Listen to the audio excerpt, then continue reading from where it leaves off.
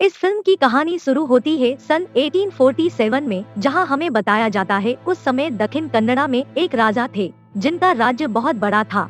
उनके बीवी बच्चे भी थे और उनकी जनता उन्हें सम्मान करते थे। पर इतना कुछ होने के बाद भी उस राजा को शांति नहीं थी। वो हमेशा विचलित रहते थे, उन्हें नींद भी नहीं आती थी। इस आत्मिक खुशी की खोज में राजा बहुत मंदिर गए, कई साधुओं से मिले, पर कोई फायदा नहीं हुआ। आखिर में राजा एक पंडित से मिले जो उन्हें बोले कि उन्हें अकेले एक सफर में जाना होगा, जहां वो कोई शक्ति को ढूंढेंगे जिससे उनको शांति मिले।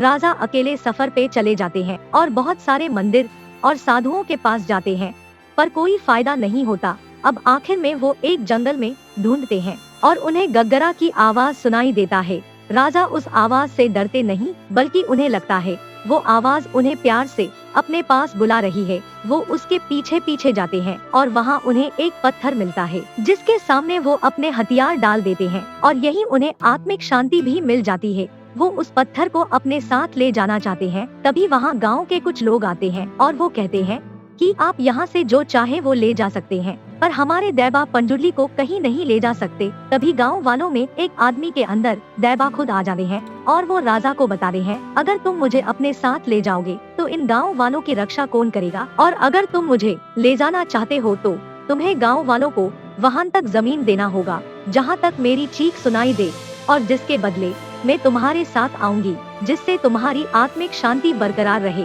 और मेरे साथ गुलेगा भी आएगा। और याद रखना, अगर तुम कुछ गलती करते हो तो मैं शायद तुम माफ कर दूं, पर गुलेगा तुम्हें माफ नहीं करेगा। राजा इस शर्त पर राजी हो जाते हैं और वो दैबा को अपने साथ लेके स्थापित कर देते हैं। वहीं गांव वालों को बहुत सारा जमीन भी मिल जाता है। उसके बाद राजा एक सुखी और संपूर्ण जिंदगी जीते हैं। और यहाँ से कहानी आती है 1970 में। इससे पहले की कहानी को आगे बताया जाए, आप लोगों को पहले कर्नाटका की कोस्टल रीजन की कल्चर को थोड़ा जानना पड़ेगा।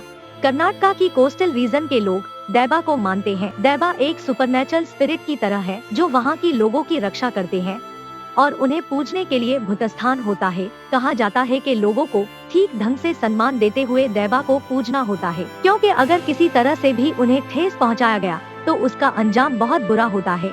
और इसी कल्चर का पार्ट है भूताकोला, जिसमें परफॉर्मर या डांसर वो तैयार होके परफॉर्म करता है और इस नृत्य के दौरान दैबा उसमें प्रवेश करते हैं। ये काम अक्सर एक ही फैमिली के लोग करते हैं, जो कि पीढ़ी दर पीढ़ी इस काम को करते आ रहे हैं और इसके दौरान दैबा लोगों को ब्लेस करते हैं। कभी कभी भूताकोला के दौरान दैबा लोगों के पर्सनल प्रॉब्लम्स या गांव के प्रॉब्लम्स भी सॉल्व करते हैं। अब तमिलनाडु में लोग बहुत सारे दैबा को मानते हैं और हर एक दैबा की एक कहानी होती है। चलिए अब कांतारा फिल्म की कहानी आगे जानते हैं।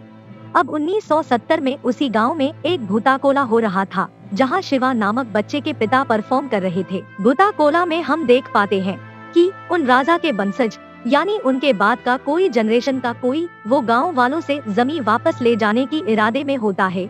वो बोलता है कि वो कोर्ट जाके इस जमीन को वापस ले लेगा। उस वक्त दैबा उस परफॉर्मर के अंदर आ जाते हैं और उन्हें बोलते हैं कि तुम्हारी वंश की शांति के लिए ये जमीन गाँव वालों को दिया गया था, अगर तुम्हें जमीन चाहिए तो मिल जाएगी, पर तुम्हारी शांति चली जाएगी। अब ये सब सुनने के बाद भी वो इंसान तो दैबा को नहीं मान रहा था और वो ये तक कह देता है कि ये बात खुद दैबा बोल रहे हैं, या फिर ये परफॉर्मर। इस बात पे दैबा क्रोधित हो जाते हैं और उससे बताते हैं कि तुम्हारा फैसला तो कोर्ट की सीढ़ियों पे हो जाएगा। और रही बात में दैबा हूँ या परफॉर्मर की, तो अगर आज के बाद में कभी तुम्हें दिख गया तो समझ लेना मैं परफॉर्मर हूँ, वरना दैबा ऐसा बोल के शिवा के पिता मसाल लेके जंगल में जाते हैं और वो एकदम से गायब हो जाते हैं। उस दिन के बाद शिवा के पिता को कोई नहीं देखा।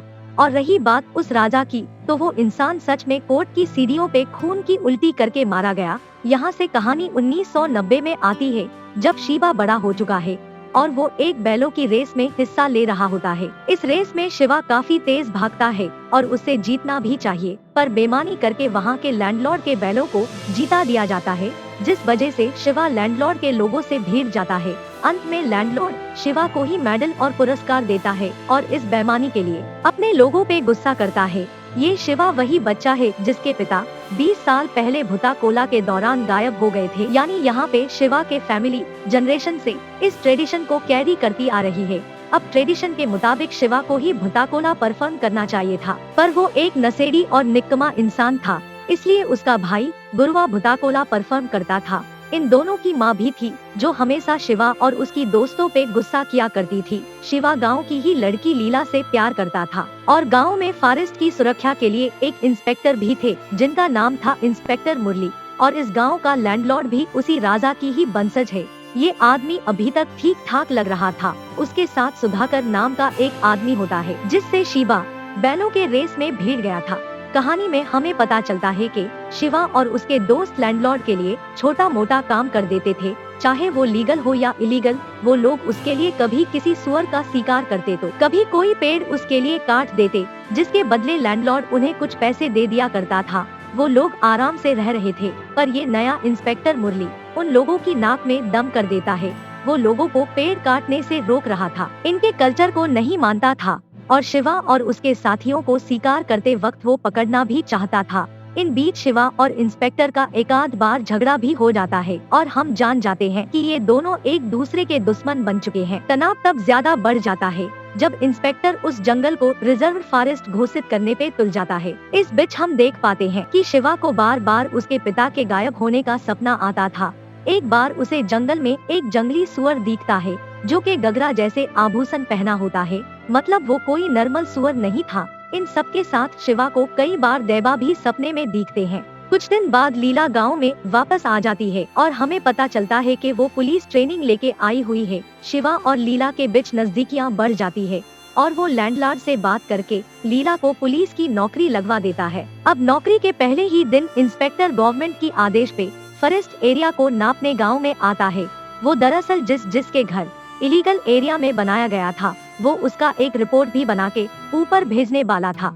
ऐसे में गांव वाले पुलिस से भिड़ जाते हैं और तभी शिवा वहां आके पुलिस से हाथापाई कर लेता है। इस लड़ाई में पुलिस वाले शिवा को बांध देते हैं और सुधाकर की मदद से एनफोर्समेंट एरिया को मार्क कर देते हैं और इस घटना से गांव वाले परेशान हो जाते हैं। वो लोग लीला को भी इसके लिए दोषी मानते हैं, हालांकि वो लीला का पहला दिन था। इस प्रॉब्लम को सॉल्व करने लैंडलॉर्ड एक वकील को लेके आते हैं, जो के गांव वालों के घर के कागजात बनाने वाले थे। यहाँ के लोग अनपढ़ होते हैं। अब वकील कागजात बनाने के लिए एक एक करके उन सब से पेपर्स पे अंगूठा लगवा लेते हैं। उधर इंस्पेक्टर भी जोर शोर से अपने काम में लगा हुआ था और शिवा और उसके दोस्त अब उससे पंगा लेने लगते हैं। वो लोग शिकार करते हैं और भी ज्यादा पेड़ काटने लगते हैं ताकि इन सब से इंस्पेक्टर का तबादला हो जाए। ऐसे में कई बार शिवा सुधाकर और लैंडलॉर्ड के दूसरे लोगों से भी झगड़ा करता है, पर लैंडलॉर्ड का शिवा से कुछ खास प्रेम था, क्योंकि अपने एक्स्ट्रा मैरिटल अफेयर में वो शिवा को गार्ड बना के ले जाता था, इसलिए वो शिवा को अच्छी बर्ताव करता था।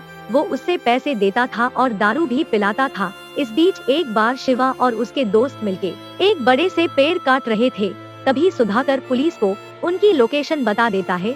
पुलिस जल्द ही वहां पहुंचती है, पर हड़बड़ी में वो बड़ा सा पेड़ पुलिस पर ही गिर जाती है, जिससे जीप में बैठे सभी लोग घायल हो जाते हैं। इस वजह से शिवा पे अटेम्प्ट टू मर्डर का चार्ज लग जाता है और वो अपने दोस्तों के साथ जंगल में छुप के रहने लगता है। पुलिस हर जगह शिवा को ढूंढ रही थी, इसलिए उससे गांव में छुप छुप के आना पड़ता था। ऐसे में एक बार जब वो लीला से मिलने आया होता है, पुलिस उससे पकड़ लेती है और उससे और उसके दोस्तों को जेल भेज दिया जाता है।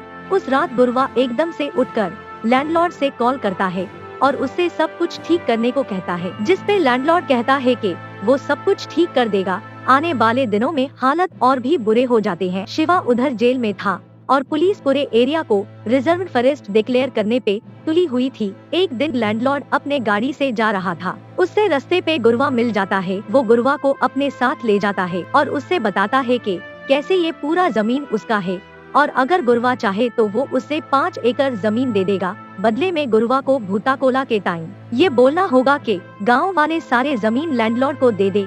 यहाँ पर हमें लैंडलॉर्ड का असलियत का पता चलता है और गुरुवा ये सब करने से साफ इनकार कर देता है।